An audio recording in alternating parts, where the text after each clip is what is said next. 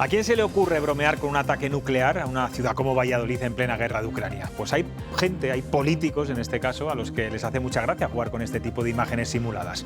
El alcalde de León no ha medido bien sus gracietas, ha compartido en sus redes sociales la captura de un vídeo en el que Valladolid salta por los aires en el mapa autonómico y eso, claro, no ha gustado nada, una vez más, a su homólogo vallisoletano. Jugar con las rencillas entre ambas ciudades es algo que entra dentro de la dinámica política, pero usar imágenes bélicas en estos momentos no es de buen gusto. Pero ya saben, todo vale con tal de captar votos. Aquí arranca Cuestión de Prioridades.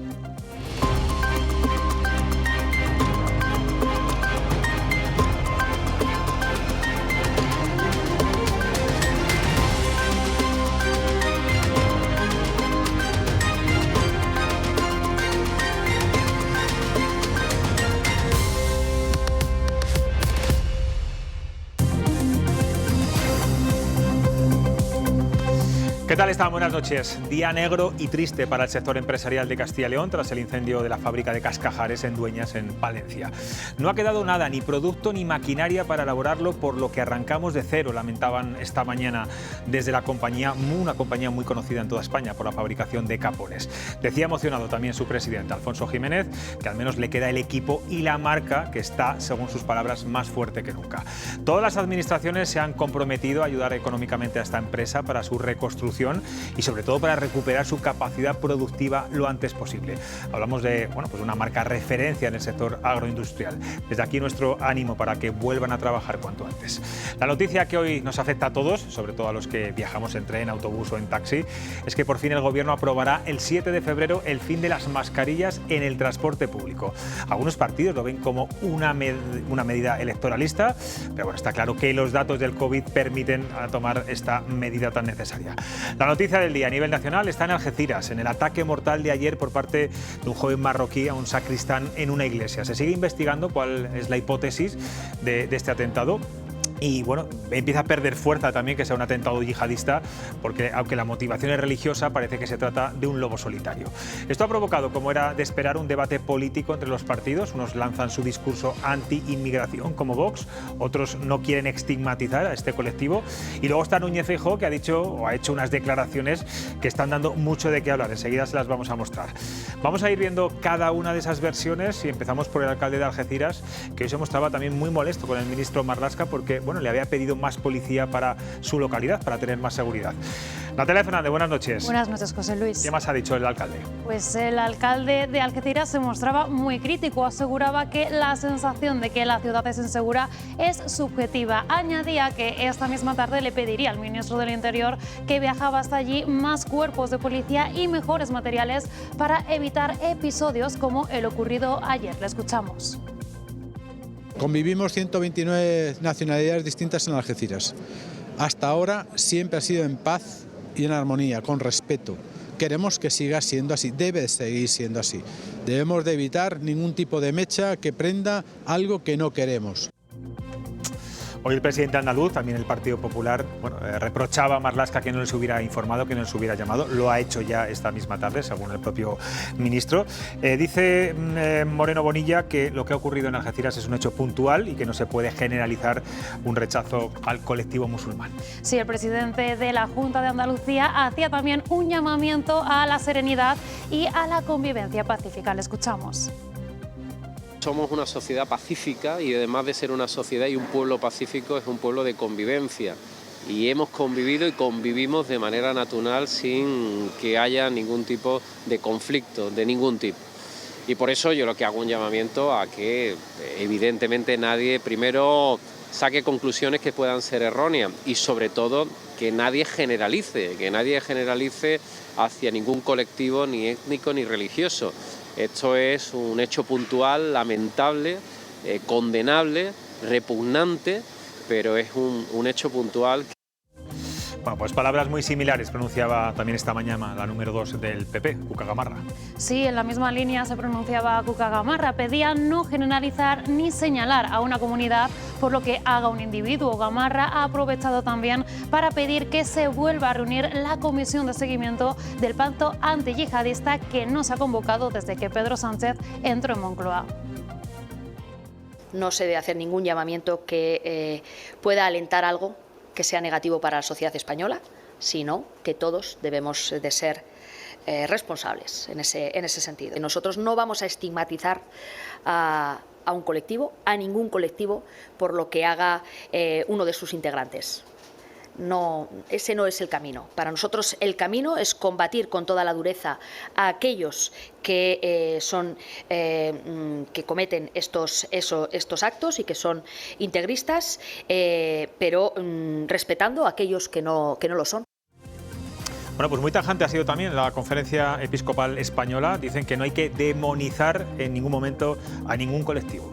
Sí, el secretario general de la Conferencia Episcopal condenaba los hechos y pedía que no se justifique la violencia en nombre de Dios. No podemos ni debemos demonizar a colectivos o a grupos en general. No se puede utilizar jamás el nombre de Dios para ningún acto de violencia. Bueno, pues la comunidad musulmana también está muy preocupada por todo lo que ha pasado en Algeciras. Piden que, por favor, que no paguen justos por pecadores, que es lo que suele pasar en estos casos. Sí, el portavoz de la Unión de Musulmanes del Campo de Gibraltar hablaba esta mañana ante los medios, condenaba los hechos y pedía reiteradamente dejar el odio fuera y no culpabilizar al colectivo. Afirmaba que en Algeciras hay convivencia pacífica. Deseamos que este acto que se ha cometido no ponga en tela de juicio la convivencia que se respira, que se vive en Algeciras, que es de auténtica hermandad. Aquí hay familias mixtas, cristianos, musulmanes. Nos sentimos doloridos y no queda mucho que decir. Es un demente, es un loco, eso no representa al Islam, no representa a los musulmanes y no es en nuestro nombre. Eso no existe en la religión islámica. Matar a personas inocentes no está permitido. 5 años llevamos en España sin ataques yihadistas. Bueno, pues el partido que se desmarca del resto es Vox. Santiago Abascal responsabiliza al gobierno de este ataque en Algeciras y dice que Pedro Sánchez es el culpable de que el islamismo avance en nuestro país. Sí, también hablaba el portavoz del Parlamento en Andalucía de Vox, ahondaba en la misma idea que su líder nacional, aseguraba que el islamismo está entrando en nuestra tierra. El islamismo ya está en nuestra tierra y está en nuestra tierra porque unos le abren las puertas, otros le financian y las consecuencias las sufrimos los españoles y en este caso ayer la gente de Algeciras. Y Vox lleva denunciando desde hace años las consecuencias de esta inmigración ilegal, de esta inmigración descontrolada. Y este era el tuit que publicaba anoche Santiago Abascal, lo van a ver ahora. Daba el pésame a los familiares de la víctima y comentaba que unos les abren las puertas, otros los financian y el pueblo los sufre. Acababa comentando que no podemos tolerar que el islamismo avance en nuestro suelo. Pues vamos a ver ahora la respuesta a este tuit por parte de la ministra de Derechos Sociales de Unidas Podemos, de Ione Belarra, que ha sido muy contundente. Sí, ha sido Ione Belarra así con el tuit de Abascal. Asegura que esa es la manera que tiene de hacer política la ultraderecha, extendiendo el odio. Ese tuit define perfectamente a la ultraderecha. La ultraderecha hace política extendiendo el odio y yo creo que es miserable, la verdad, extender el odio contra un colectivo que ya de por sí está muy estigmatizado.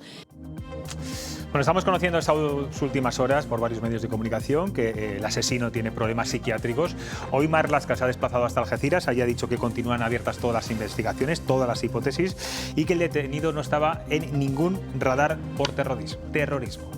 Sí, Guillermo Díaz decía que él esperaba que el ministro del Interior, que esta tarde se trasladaba hasta el lugar de los hechos, diese explicaciones de por qué el supuesto asesino estaba en Algeciras, que tenía una orden de expulsión. Explicar por qué una persona que tenía una orden de expulsión de España hace 7 meses ha podido perpetrar estos hechos y deambulaba con total libertad por la ciudad de Algeciras. Por ahora las palabras del representante de Ciudadanos, que sigue insistiendo que hay que dar explicaciones por qué este asesino tenía una orden de expulsión y seguía en España. Vamos ahora sí con lo que decía Marlaska esta misma tarde en Algeciras. Eso es, los periodistas le han insistido mucho al ministro sobre el expediente de expulsión y esto es lo que él ha contestado.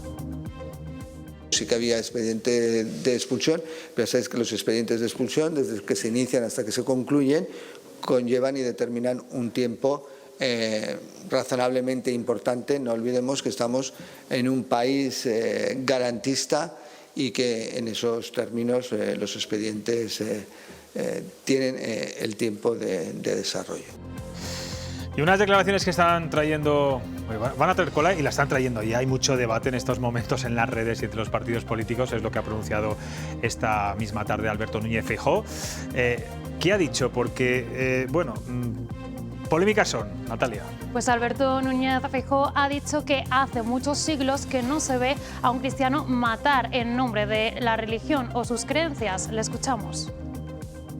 Hay latente un problema, que hay personas que matan en nombre de un Dios o en nombre de una religión, y sin embargo nosotros, desde hace muchos siglos, no verá usted a un católico o a un cristiano matar en nombre de su religión o de sus creencias, ¿no?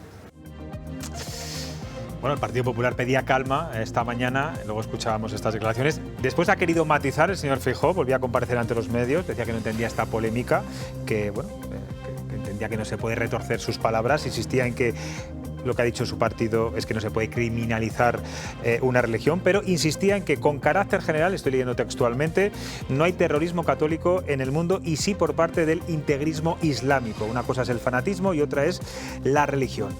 Voy a presentar a mis tertulianos y vamos a empezar por estas palabras polémicas, desde luego, de Alberto Núñez Feijóo. Ángel Cuaresma, buenas noches. ¿Qué tal? Buenas noches. María José Salgueiro, ¿cómo estás? Buenas noches. Jesús Quijano. ¿Qué tal? Buenas noches. ¿Se ha metido en un lío el señor Feijóo o dice la verdad? Bueno, yo creo que en un tema de estos es relativamente fácil meterse en un lío si se le saca del contexto, ¿no? O sea, si está comprobado, como parece por la información que hay, que este es un hecho aislado de una persona con algún tipo de desequilibrio, incluso eso es atribuible a un fanatismo personal. O sea, yo creo que poner en relación el error, pero en un sentido y en otro, es poner en relación un hecho aislado de una persona que tenga esa creencia religiosa, pero que actúa por otro tipo de motivo. Lobo solitario, que se dice en estos casos. Con el fenómeno religioso con carácter general, ¿no? Yo creo que estos temas tienen que ver con los fanatismos más que con las confesiones religiosas. ¿Y comparar que no hay terrorismo católico con el sí hay terrorismo yihadista? Yo creo que se lo podía haber ahorrado también, porque bueno, hay una parte de verdad en el sentido de que hoy, en el mundo actual, yo no veo que haya, digamos, facciones de la religión católica en las que exista un nivel de fanatismo alimentado por la creencia, ¿no? Eso yo creo que objetivamente y científicamente es cierto. Pero bueno, también tenemos muchas cosas de que arrepentirnos en el pasado, ¿no? Entonces yo creo que ese tipo de comparaciones no la veo muy correcta, aunque tenga ese punto, digamos, de realidad en este momento, porque llevan, quiérase o no, a generalizar en el sentido contrario, a pensar que detrás del islamismo pues hay un alimento fanático que es muy fácil luego de generalizar, incluso a partir de un hecho aislado como ha sido este, ¿no? María José, Ángel, ¿qué opináis de las palabras de Feijóo? A mí no me parecen especialmente polémicas. Ahora, es verdad que las cosas se están siendo, María José. Bueno, ya lo sé, pero quiero decir, las cosas se pueden interpretar de muchas maneras y ahora mismo se opina de todo. Pero bueno, yo creo que desde el Partido Popular lo que se dijo inicialmente, lo que dijo la secretaria general, es lo que en general pensamos todos, es decir, que cuando se trata de una acción aislada no se tiene por qué criminalizar al grupo, como no se ha hecho en otros atentados que sufrimos aquí en España y tampoco se hizo, es decir, que ya no, y sí que eran atentados de grupo terrorista, es decir, que no era una cosa aislada individual. ¿Te refieres a los posibles paralelismos entre los vascos y ETA? ¿Estás hablando? No, me refiero a todo el tema de Barcelona y de todo esto. No, me refiero a que no se criminaliza, es decir, que tú cuando se comete un acto terrorista, y hablo de esto, del yihadismo, tampoco no los tiendes. Que en una tertulia como era en el supuesto en el que habló Alberto Núñez Feijóo, estás hablando y haces un comentario diciendo que efectivamente en el cristianismo desde hace muchos años no se une la parte religiosa con una actividad de carácter terrorista, bueno, eso es así. ¿Que a eso se le puede sacar punta y decir, bueno, es que parece que se puede deducir lo contrario? Bueno, pero para mí no son especialmente polémicas, ¿eh? Ángel, ¿cómo lo ves? Pues mira, que para una vez que Feijóo habla sin complejos le criticamos, ¿no? Yo creo que hay que animar a nuestros políticos a que se metan en charcos, a que se metan en líos y a que abran debates, tengan o no tengan razón. En este caso yo creo que la tiene. Yo creo que lo ha explicado muy bien y no tiene por qué rectificar, no debería rectificar. Es cierto, como aquí se ha dicho, que hace siglos, y a lo mejor no muchos, éramos todos igual de malos. Quiero decir que nos matábamos los católicos con los musulmanes con los católicos, incluso entre cristianos católicos y no católicos. Pero eso en el mundo católico desapareció radicalmente. Ha habido excepciones, sí es verdad que hay dos terrorismos recientes que tienen cierta raíz católica o vinculación católica, como es el terrorismo del IRA y el más cercano terrorismo de ETA, pero yo creo que del ADN de los católicos el terrorismo ha desaparecido. Pero no nos engañemos, por supuesto que aquí no hay que estigmatizar, generalizar, demonizar, utilizad el verbo que queráis, hay que respetar, pero sí es verdad. Yo no sé si es una forma de estigmatizar y de generalizar esas palabras, ¿no? Porque al final estás... No, vamos a ver, aquí no estamos... Si me puedo extender, o si nos podemos extender un minuto, José Luis, aquí no vamos a estigmatizar, demonizar, ha dicho el obispo auxiliar de Toledo, ha dicho demonizar. No vamos a demonizar a tantas familias que viven en nuestros barrios, probablemente con toda seguridad en los barrios más humildes de nuestras ciudades, con los que nos encontramos a diario y son musulmanes o tienen aspecto árabe. Por supuesto que no estamos hablando de esas familias, pero el terrorismo yihadista, vamos a decir yihadista, es decir, no vamos a decir árabe, no vamos a decir musulmán, vamos a decir yihadista, desgraciadamente es una realidad que tenemos que combatir, y lo tenemos que combatir las democracias occidentales, no porque seamos cristianos o católicos, sino porque somos democracias de talante liberal conservador. Y eso hay que combatirlo, y tenemos ejemplos en Nueva York, en Niza, en París, en Berlín. Esto no es estigmatizar, pero hay que luchar contra el terrorismo, contra el yihadista y contra el que sea. ¿Creéis que va a aprovechar Vox? Escuchábamos la declaración del portavoz de Vox en el Parlamento andaluz, al propio Santiago Abascal, este ataque para volver a poner el foco en su discurso anti-inmigración, que, bueno, es verdad que mucha gente puede compartir y le ha dado votos, ¿no? Jesús. No, eso seguro. Ya la prueba la tenemos pues, en las manifestaciones que han hecho hoy su principal representante en Andalucía y su líder nacional. Ahora, aprovechar, pues, en fin, el miedo es libre y la irresponsabilidad también, ¿no? ¿Qué ocurre?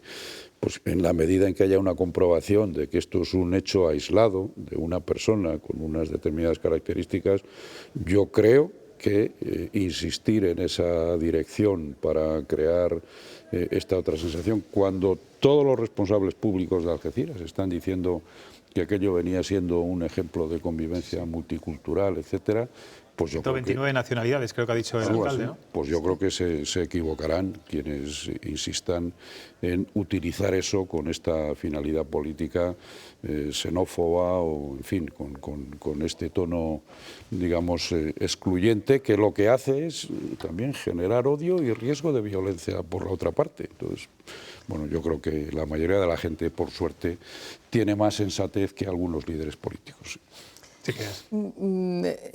A ver, que todo se puede unir, pero yo por ejemplo, las declaraciones que hizo el ministro del Interior, claro, porque eso sí que es una cuestión que hay que tener en cuenta, es decir, si aquí la gente viene legalmente y está, como en este caso, que existía un expediente de expulsión, él ha dicho que no estaba terminado, pero hombre, la justificación de que como la administración ya se sabe que las cosas van despacio, que después de 7 meses, bueno, pues no se concluya el expediente, pues eso tampoco me parece, vamos, no me parece ningún argumento, y menos para utilizarlo por parte de un miembro de un ministro en este caso. O sea, dices, no, es que este señor estaba aquí porque ya se sabe que los expedientes se funcionan en la administración de forma lenta.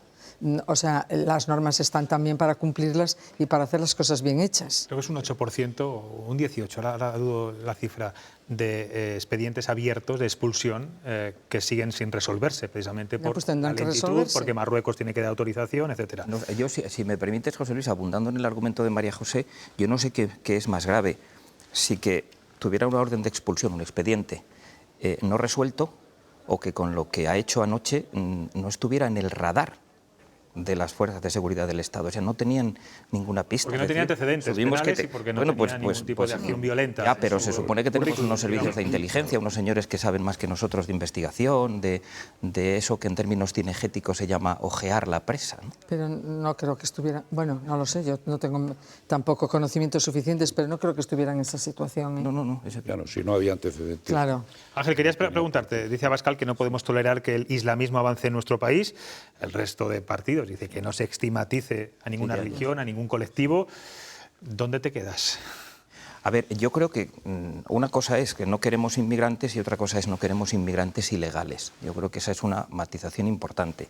Y una cosa es no queremos que avance el Islam, que avance lo que le dé la gana, pero lo que no queremos es que avance el Islam de forma impuesta.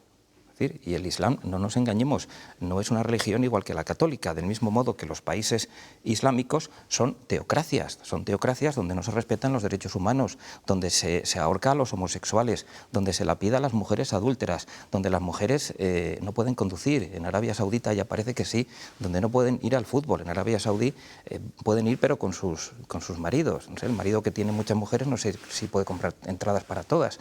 Es decir, es que estamos hablando de países que no podemos poner en el mismo plano, que no estigmatizamos, que no demonizamos, de acuerdo, pero no es lo mismo. No es lo mismo una democracia liberal, una democracia occidental, que una teocracia islámica. Jesús, ¿compartes lo que dice Ángel? Bueno, en una parte sí, o sea, yo creo que, digamos, el modelo de vida y el modelo de sociedad occidental, hombre, es culturalmente, sociológicamente superior a otros modelos de vida de sociedades que no tienen una estructura democrática. Eso por principio es así. Pero yo creo que aún así, digamos, nuestra superioridad, si queremos hablar en esos términos, la tenemos también que demostrar y ejercer con la argumentación, no con una simple contraposición diciendo como estos, miren, no, lamentablemente mucha de esa gente lo sufre también, o sea, no son los agentes activos de esa situación. Pero Jesús, nosotros sí que argumentamos, tenemos nuestras televisiones donde debatimos, tenemos nuestros parlamentos donde, y en los países árabes, es que ni siquiera Marruecos, que es nuestro vecino y que tiene una pseudodemocracia y un pseudoparlamento, ni siquiera Marruecos es un país democráticamente comparable. Por eso yo creo que también tenemos que ayudar a los ciudadanos de esos países a que vayan tomando conciencia de que tienen que empujar hacia el cambio, porque muchas veces ellos son las primeras víctimas. Pero no es sencillo, es que los ahorcan, los ahorcan y los lapidan. Desde el punto de vista de la mujer, fíjate, o sea, es que en esos países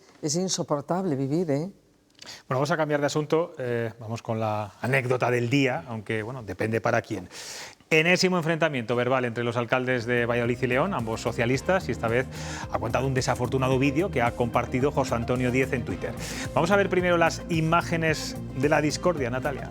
Sí, el vídeo en cuestión, del que todo el mundo habla, es un montaje de un usuario de Twitter en el que, a través de una cuenta atrás para pulsar el botón rojo que enciende la Navidad leonesa, José Antonio Díez destruye Valladolid con una bomba atómica. Miren.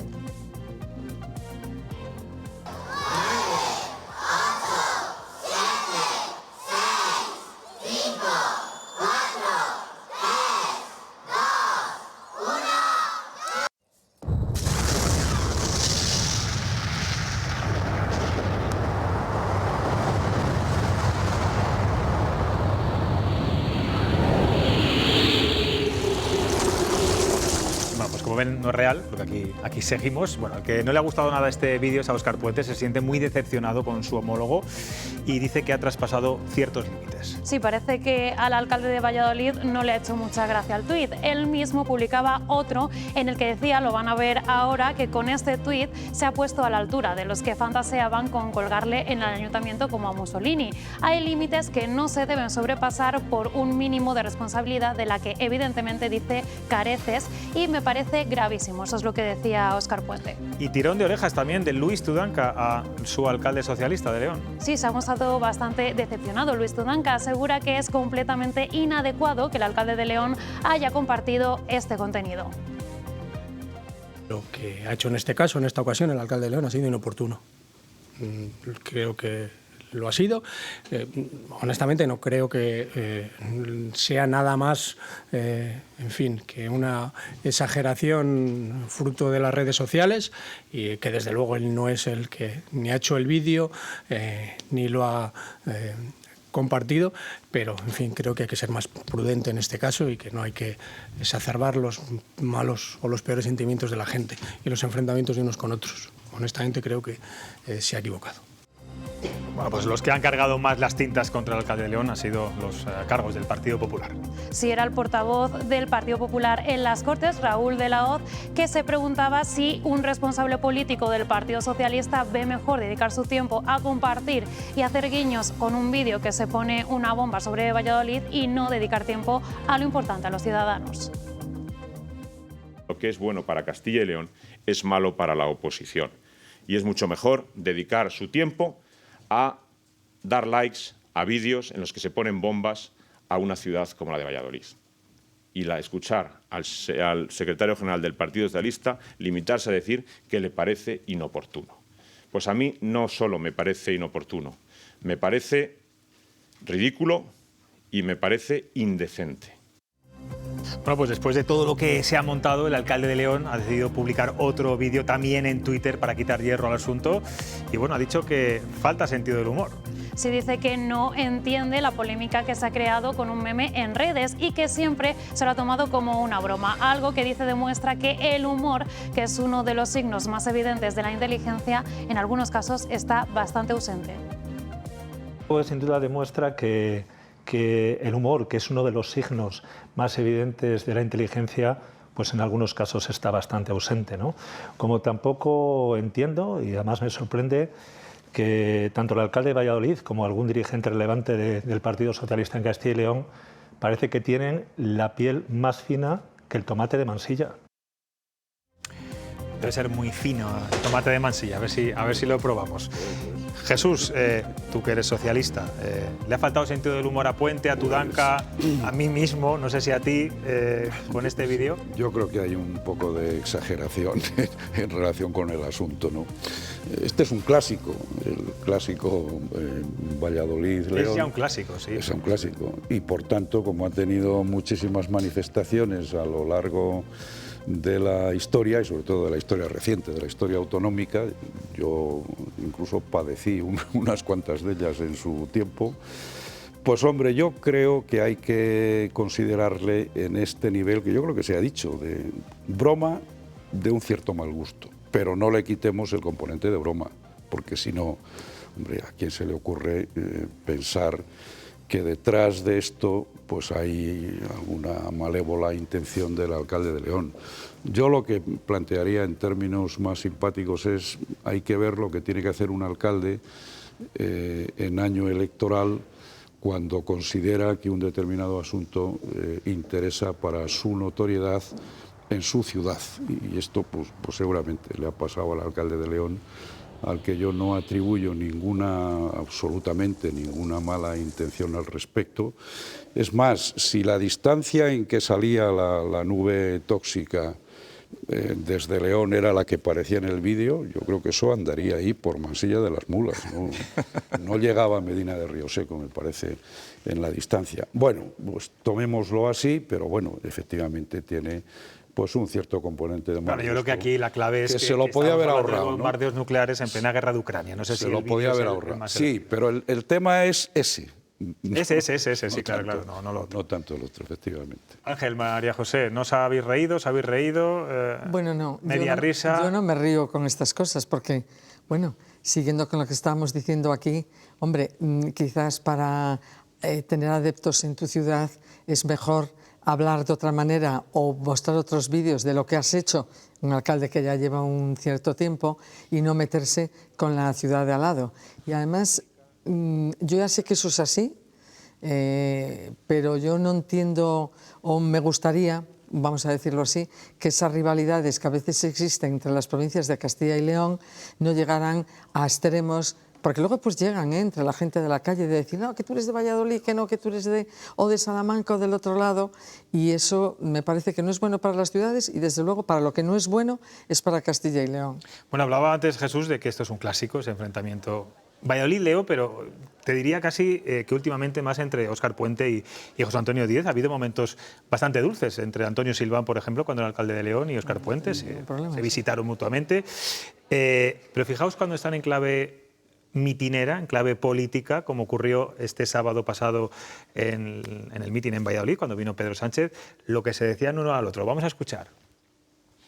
León tiene un alcalde que siente su ciudad, que la quiere y la defiende como si fuera lo último que tiene que hacer en su día a día. Como tiene que ser.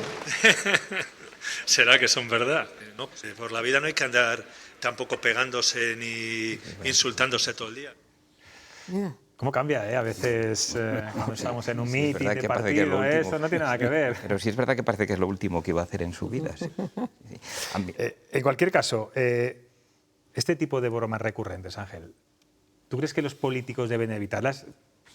Pues eso, muy recurrentes en Twitter, en fin. El problema es que eso podemos pasarla por WhatsApp, nos podemos reír, pero de ahí al paso a que un político le dé un me gusta, haga un comentario. Eso en todo caso. Sí. Yo es que creo que, a ver, nunca sabemos y todos cometemos errores. Los políticos, los periodistas, todos los que estamos en algo público, sí, está claro, pues estamos siempre en riesgo de decir algo. A todos nos ha pasado con la mejor de las intenciones.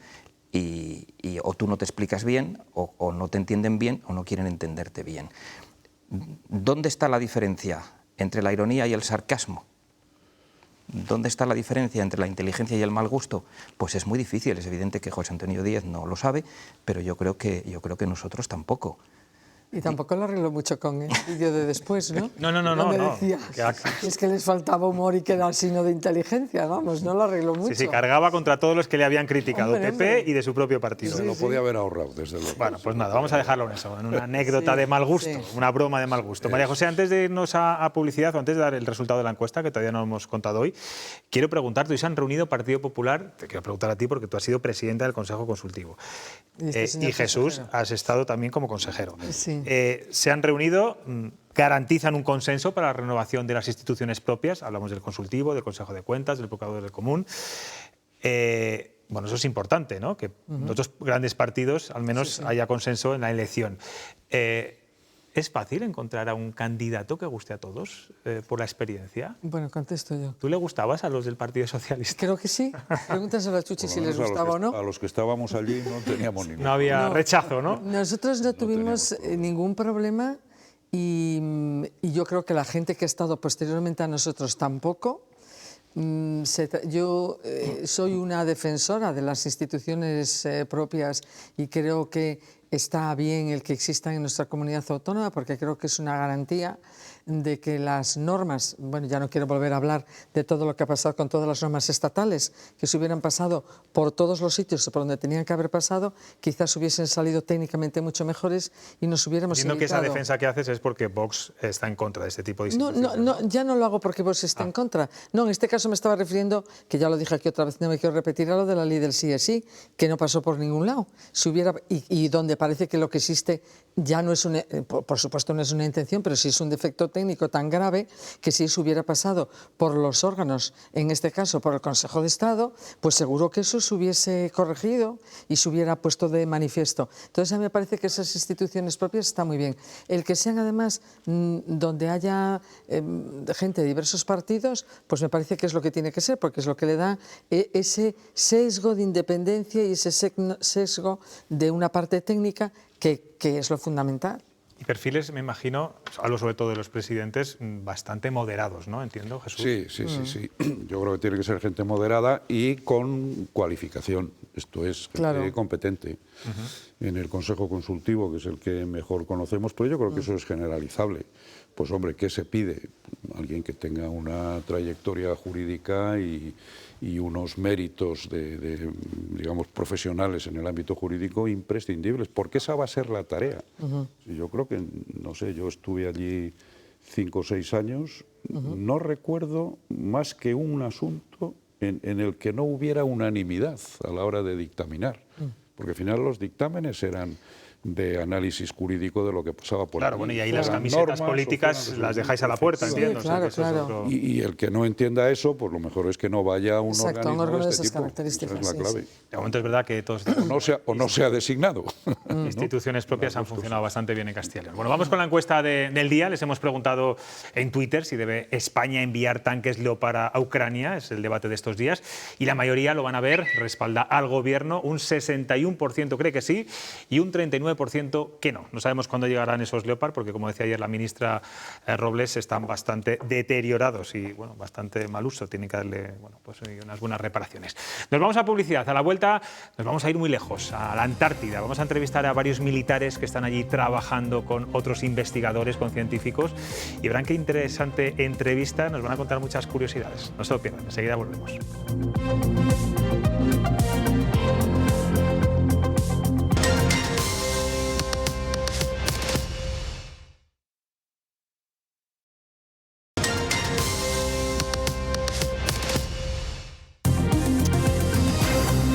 Pues estamos ya muy cerca de las 10:10 de la noche. Estamos intentando conectar con los militares de Castilla y León que están en la Antártida. Estamos teniendo algunos pequeños problemas, están muy lejos, como se pueden imaginar.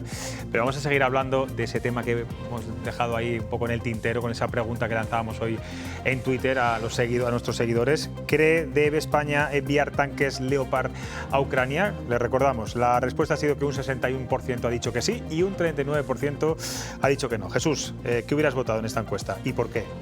Pues yo parto de una base. Parece que hay una convicción general de que en este momento del conflicto este tipo de, digamos, de armamento es necesario. Y la duda está en sí. O sea, en eso no hay duda. En proporcionarlo hay dudas, sobre todo las dudas yo creo que han venido de Alemania por otro tipo de consideraciones, pero si es así, y llevamos todo este tiempo desde que empezó el conflicto y la invasión, proporcionando armamento, si quienes saben del asunto han llegado a la conclusión de que en este momento es necesario ese armamento y lo disponemos, yo desde luego opinaría que hay que hacerlo. Buscando el momento, la forma, en qué proporción, en qué cantidad, etcétera. Bueno, y que sea a punto, como decía la ministra. Ah, bueno, ahora eso mismo, por supuesto, claro. Los Leopard que tenemos no están como para guerras. Si les mandamos tanques averiados que no van a funcionar, si fuera así, entonces mejor no mandarlos, pero no creo que sea el caso, ¿no? Ángel, María Jesús, ¿compartís? Yo sí lo comparto. Yo creo que efectivamente desde el principio nosotros formamos parte de esta organización. Están atacando desde el primer momento a un país que se le está atacando y se le está masacrando. Pues creo que tenemos, yo además pienso que la obligación de ayudar. ¿Cómo? Yo desconozco la parte armamentística, como sea necesario en cada momento. Si en estos momentos es así y nosotros tenemos esos equipos, pues bien. Si no se tuvieran esos equipos, pues se podría colaborar de otra manera. Pero, oye, yo siempre digo que cuando uno forma parte de una organización, como en este caso es la OTAN, hay que estar a todo. Es decir, uno no puede formar parte de una organización y cuando algo no le gusta o no le convence, mirar para el otro lado. Sí, eso decía ayer el portavoz del PNV, que no se puede estar en una guerra a medias cuando ya estamos totalmente envueltos en ella. Claro, ese es el tema. Ángel. Sí, yo estoy de acuerdo en enviar tanques o el armamento que sea a Ucrania, pero con algún matiz. Si todos vamos a decir lo mismo no tiene gracia, entonces no vas a permitir algún matiz. Yo creo que sí, que hay que enviar tanques a Ucrania por tres razones. Una sentimental, porque Ucrania nos parece que es, y es evidente que es el más débil, pero luego por dos razones geoestratégicas o geopolíticas. Una, la guerra se inicia hace ahora 11 meses por una agresión unilateral de Rusia, por decisión de su presidente Putin, y en segundo lugar porque la gravedad del hecho es que Putin quiere resovietizar Rusia, quiere resovietizar no solo Rusia, sino buena parte de Europa, y eso es algo que tenemos que frenar entre todos. Ahora bien, ¿cuáles son los matices? Pues lo mismo que cuando hablábamos antes de Marruecos o de otros países, es que realmente Ucrania no es el campeón de la democracia. Cuando la guerra empieza por las dos regiones del Donetsk y el Donbass, que son las dos primeras regiones que invade Rusia por proximidad geográfica, son y no es por casualidad, las dos regiones de Ucrania donde más se están vulnerando los derechos humanos. Antes se vulneraban y, por supuesto, ahora con la invasión rusa mucho más. Como todo hay que matizarlo, ¿está usted justificando la agresión unilateral de Rusia? No, Dios me libre, estoy diciendo que hay que ponerse del lado de Ucrania y que hay que apoyarles. Pero no se nos debe olvidar que el país que preside Zelensky, que es un señor que, por cierto, antes de presidente era payaso de profesión, que es una profesión muy digna y muy noble, el país que preside Zelensky no es precisamente un país democrático. Claro, dirán, ¿esto significa que hay que vigilar el uso del armamento que les entreguemos? Pues va a ser difícil, ¿no? Una vez que les entreguemos los tanques o lo que sea, va a ser difícil vigilar qué uso hacen. Está publicando el diario El Mundo que Ucrania está pidiendo también cazas de combate, no solamente los tanques, sino cazas de combate, que al final lo que necesita es una gran operación armamentística. Bueno, yo iba a decir que desde luego Rusia no es que se fijasen que se violaban, o no los derechos humanos para invadir Ucrania, porque bueno, de ejemplo no pueden servir. Yo ya he dicho que no estaba. Ya lo sé. Lo he matizado, María José. Pero sí es verdad. Ya, pero es que o sea, a mí me parece que es una agresión tremenda lo que ha hecho Rusia, como me parece que nos parece a todos, y que además de alguna manera hay que pararla, porque invadió Crimea y en Europa miramos para el otro lado.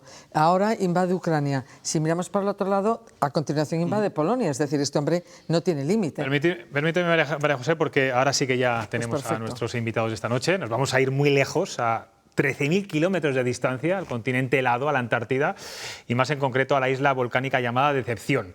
Ahí, desde el pasado mes de diciembre, la base española Gabriel de Castilla acompaña a un grupo de científicos de la Agencia Estatal de Investigación, del Instituto Geográfico Nacional y de varias universidades españolas que desarrollan pues una treintena de proyectos tan dispares como vigilar esta isla volcánica con sensores, medir posibles terremotos, controlar las temperaturas ahora en pleno cambio climático. También buscan similitudes con Marte e investigan seres vivos invertebrados. Para ello necesitan de unos servicios básicos de mantenimiento, de logística, que es la labor que les proporcionan un grupo de militares. Curiosamente, la mayoría son de Castilla y León.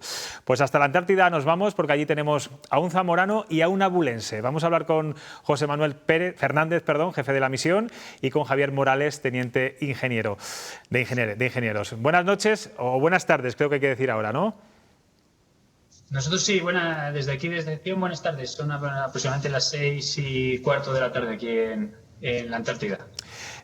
Publicaba estos días la agencia, la EMET, que la Antártida registra su segundo verano austral, están ahora mismo en ese verano, el más cálido desde que hay registros. Creo que ahora mismo hace más frío en Castilla y León que donde están ustedes. Bueno, no sé, lógicamente la serie histórica no la conozco, nosotros solo podemos hablar de las temperaturas que estamos teniendo. Las temperaturas que estamos teniendo aquí son alrededor de 0 grados.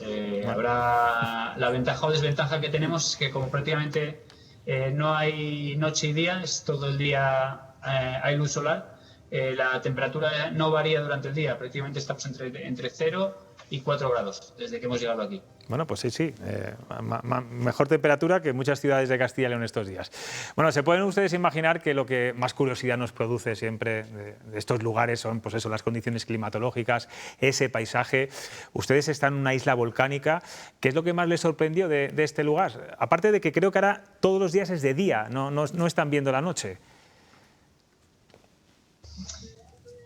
Bueno, nosotros llegamos el día 18 de diciembre y como en España el día 21 es la noche más larga, aquí es el día más largo.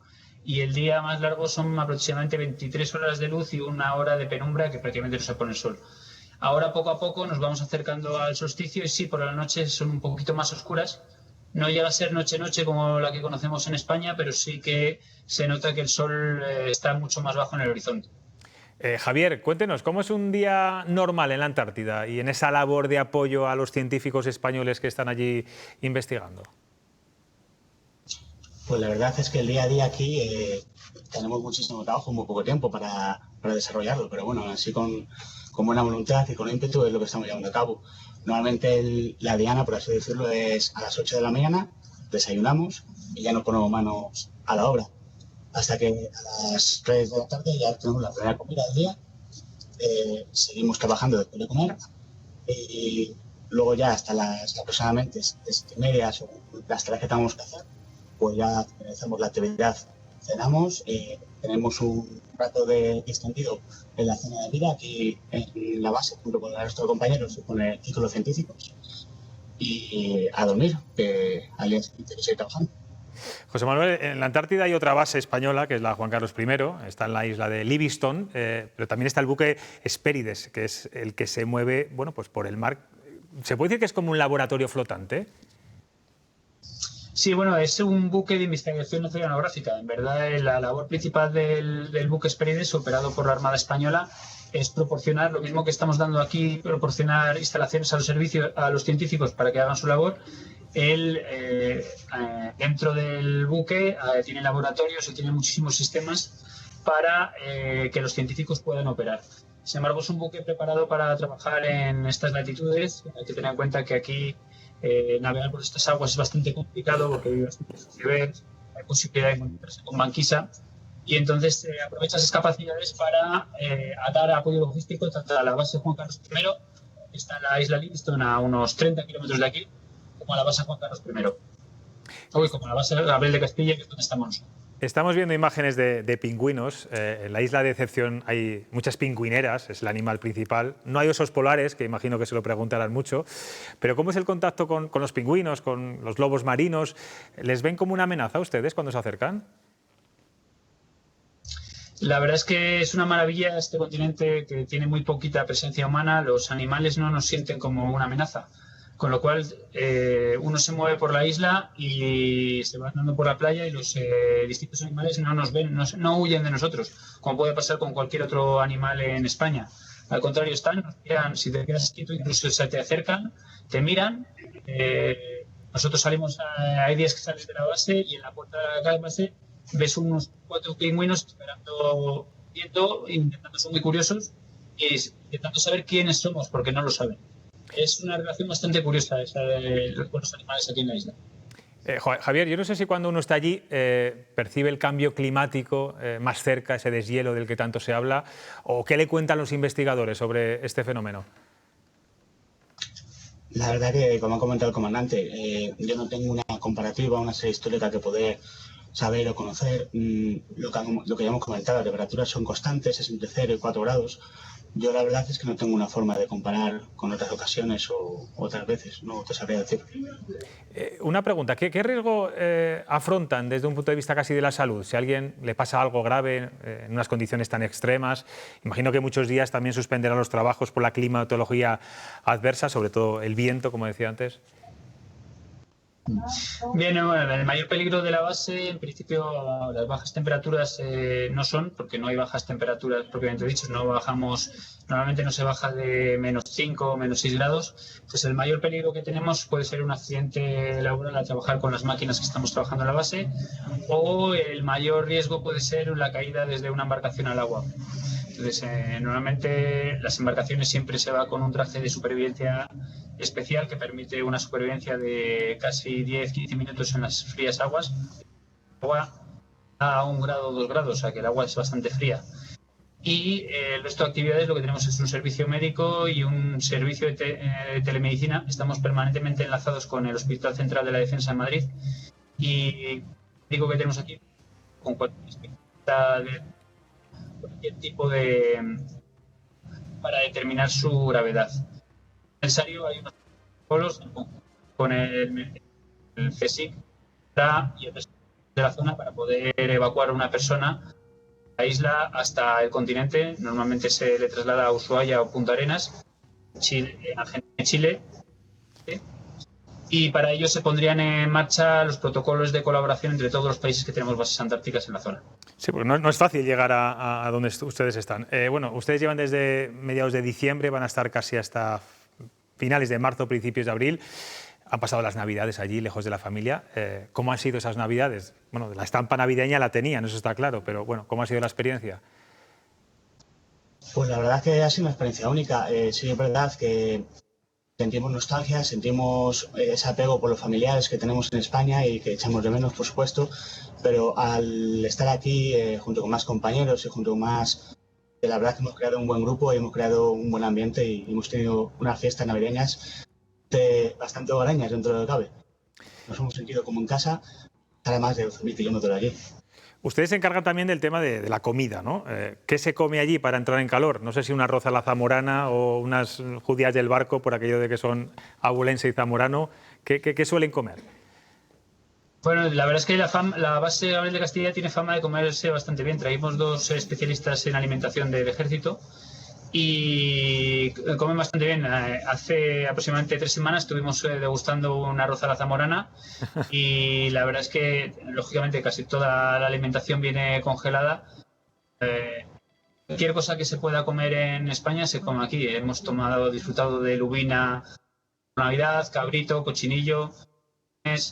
La dieta, además de los cocineros, hay un servicio bromatológico que se dedica a calcular las calorías necesarias para estar aquí, con lo cual, otra cosa no, pero... Bueno, pues además de que hay muchos militares de Castilla y León, algún científico también, me consta, bueno, probáis, sabe a Castilla y León en estos momentos esa base de Castilla en la Antártida. Tengo aquí a 3 tertulianos que también nos van a hacer alguna pregunta, tendrán, no sé, muchas curiosidades como yo. Jesús. Pues muchísimas. Buenas tardes ante todo para vosotros, buenas noches aquí. Y bueno, pues que os cuidéis y tengáis mucha suerte y volváis, ¿no? Sois una especie de avanzadilla de lo que hicimos en otros momentos históricos, ¿no? En las epopeyas de la llegada de españoles a América, pues estaban llenas de compatriotas nuestros de Castilla y León. O sea que sentíos en ese sentido avalaos por la historia, ¿no? Que es en lo que estáis haciendo allí. Sí, a mí me hubiera interesado... Gabriel de Castilla era de Palencia y fue la primera persona documentada que divisó la Antártida en 1603. ¿Uno de Palencia? No sería de Saldaña. Creo que sí, que Gabriel de Castilla, la almirante Gabriel de Castilla... Creo no que sería de Saldaña, porque en la expedición de Magallanes y Elcano había uno de Saldaña. Pues hay que investigar si era de Saldaña o no, Jesús. No, a mí me interesaba especialmente el asunto de cómo percibís allí el cambio climático, porque la información que hay aquí siempre es que donde más se está notando el efecto del cambio climático pues es en la reducción de las masas de hielo, en el aumento de la superficie marina que sube, ¿no? El nivel del mar que sube, etcétera. O sea, si eso lo notáis allí, pero claro, ya habéis comentado que como no tenéis una referencia de antecedentes de cómo estaba eso antes de ir vosotros, pues que es complicado. Pero seguramente de los estudios científicos que se estén haciendo allí tendréis esa imagen, ¿no? Y la otra cosa que me interesaba, también el tema de la alimentación se me pasó por la imaginación, cómo lo resolvéis. El tema energético, porque me imagino que tenéis unas necesidades energéticas importantes, ¿no? de calefacción en las zonas donde habitéis y también para la movilidad de otro tipo de vehículos, maquinarias, etcétera, que estéis manejando. Imagino que el asentamiento humano más cercano que tenéis pues es el sur de Argentina y Chile, Ushuaia, que habéis citado, la Patagonia, no sé si las Malvinas están a una distancia más o menos similar y no sé, tenéis una relación, un contacto con esos asentamientos humanos que yo creo que son los más cercanos que tenéis, porque que yo sepa, en la Antártida, ciudades y pueblos me parece que no, salvo lo que vosotros representáis, pues me parece que no hay, ¿no? ¿Cómo resolvéis ese asunto energético en particular? Bueno, el tema del cambio climático, como he comentado, nosotros no tenemos ni los conocimientos, ni la historia, ni el bagaje suficiente como para comentarlo. Nosotros estamos aquí, puedo comentaros cómo está ahora la isla, pero no sé cómo estaba ni el año pasado, ni hace 2, con lo cual no puedo dar una valoración sobre eso. Deben ser los científicos los que hablan, que son los que hacen los proyectos y están trabajando sobre ello. Con respecto a nuestro tema energético, nosotros aquí, lógicamente, trabajamos principalmente con combustible sólido. Tenemos dos grupos electrógenos de 150 kVA diésel que trabajan en alternancia, que nos dan la electricidad para la base, y con esta electricidad conseguimos tanto luz como la calefacción. Y además usamos gasolina para los motores fuera a bordo de las embarcaciones.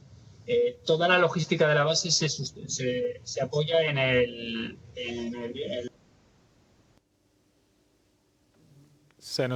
Vaya, se nos ha congelado la imagen, se acaba de ir. Bueno, estas cosas que pasan tan lejos. Un fallo energético. Puede ser un fallo energético, no lo creo, es un fallo de conexión. Normal. Pero en cualquier caso, yo creo que es algo que mucha gente desconoce, ¿no? Que tenemos, hay un clan castellano-leonés, hablaba me decía que de la tropa que ellos están, 8 son de Castilla y León y creo que son 13. ¿Y cuánta gente? Eso es lo que yo le voy a preguntar, que de cuánto se componía el equipo de los militares. Son varios, porque luego también piensa que está la base Juan Carlos I, que también son españoles y también hay algún castellano-leonés. Sí, pero que la base Juan Carlos I no está ahí mismo, ¿no? Por lo que ha dicho, no está en esa misma isla. Está No, está en otra isla. Sí, pero aquí solo están existe... en lo más al sur posible. Claro, pero aquí solo existe esa base española o habrá también científicos de otras nacionalidades, o no lo sabemos. Sí. No lo sé. Vamos, no sé si en ese punto, porque habrá de otras nacionalidades también, supongo. Me están diciendo por el pinganillo que sí, que hay españoles y de otras. Y de otras, ¿verdad? En este momento yo creo que además la investigación allí, en relación con el cambio climático, no sé si más en el Ártico que en la Antártida, parte marina, ¿no? En ambos sitios yo creo que está muy potenciada la investigación. Pero esto no debe ser reciente, me refiero a que esos científicos ya deben de llevar bastante tiempo y supongo que se han investigado. Me quedo con ganas de preguntarle por qué hay tantos castellanos y leoneses. Bueno, es evidente. ¿Es evidente por qué? Porque no estamos aquí, que está vaciado esto, están allí todos. Sí. Porque somos gente intrépida, valiente y decidida y todo eso. Bueno, en cualquier caso, oye, tienen muchísimo valor, están haciendo una labor fundamental, sobre todo de apoyo logístico a los científicos que, como os decía, investigan cosas maravillosas. Hablaban de similitudes que pueda tener la Tierra y la Antártida en concreto con el planeta Marte. Eso sí que tiene una entrevista. Veremos a ver si hay algún castellonés pues hablando de estos asuntos. Pues nada, se nos ha ido la conexión con la Antártida, con la isla Decepción y con esa base española. Yo creo que ha quedado claro su trabajo, lo que están haciendo, una labor desde luego muy loable. A mí me parece que este tipo de personas que trabajan por los demás tan lejos y en esas condiciones, aunque insistimos, 0 grados, y miraba yo antes por ahí que en Burgos están a -1, -2. Sí. Pues nada, se nos acaba la tertulia. Gracias, Jesús, como siempre. Un placer. María José. Gracias. Ángel. Un placer y un honor también. Bueno, pues nada. Y ahora no os vayáis porque me voy aquí ahora a este rincón a hablar con Chema Nieto, que tenemos esta tertulia. Muy bien. Él y yo los jueves. Escuchamos Venga, atentamente. Adiós.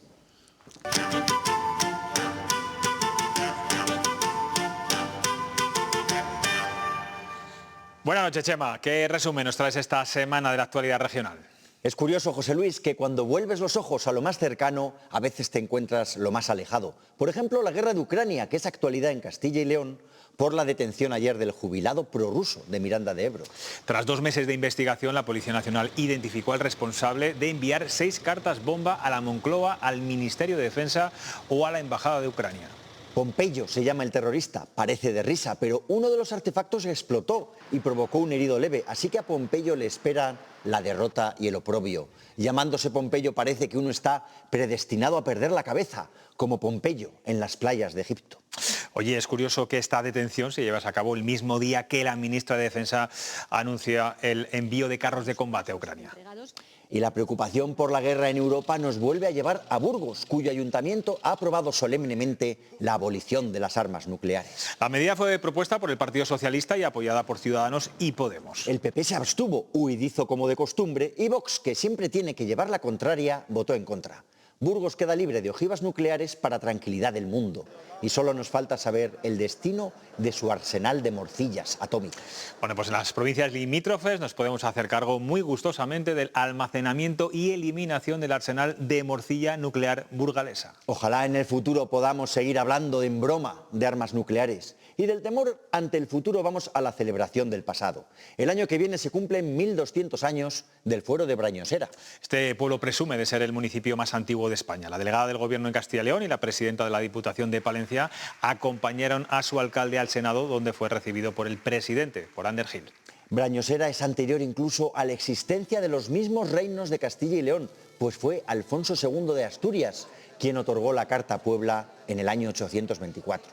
En aquellos tiempos no había certificado electrónico, ni clave PIN, ni había que pedir cita previa para hacer una gestión. Me pregunto cómo se las arreglaban en tiempos de Alfonso II el Casto, José Luis. Fíjate, el siglo IX, Ucrania, sí que nos has llevado lejos con la actualidad de esta semana. Así son las cosas en estos páramos infinitos, tan cerca del pasado, tan lejos del futuro, tan indiferentes con el vecino de al lado y tan atentos a lo que pasa en Sebastopol? Pues nosotros en cuestión de prioridades, Chema, siempre estamos muy atentos, sobre todo del presente, a lo más inmediato, a la actualidad, pero es un placer, echar la vista atrás contigo de vez en cuando. Nos despedimos, volvemos el lunes, pasen un buen fin de semana y descansen y disfruten. Adiós.